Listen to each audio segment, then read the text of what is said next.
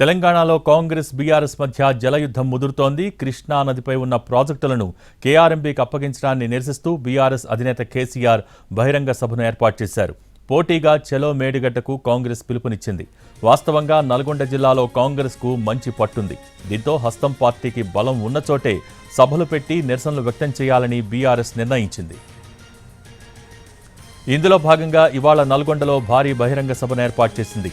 కృష్ణా బేసిన్లోని 3 జిల్లాల్లో ప్రాజెక్టులను కేఆర్ఎంబీకి అప్పగించే వ్యవహారంపై చర్చ పెట్టాలని బీఆర్ఎస్ ప్లాన్ చేసింది. పార్లమెంట్ ఎన్నికల్లో ఇదే అస్త్రంగా వాడుకోవాలని బీఆర్ఎస్ చూస్తోంది. అధికారం కోల్పోయిన తర్వాత గులాబీ బాస్ కేసీఆర్ హాజరవుతున్న మొదటి బహిరంగ సభ కావడంతో ఎలాంటి అంశాలను ప్రస్తావిస్తారు, కాంగ్రెస్ను ఎలా టార్గెట్ చేస్తారు అన్నది ఆసక్తికరంగా మారింది.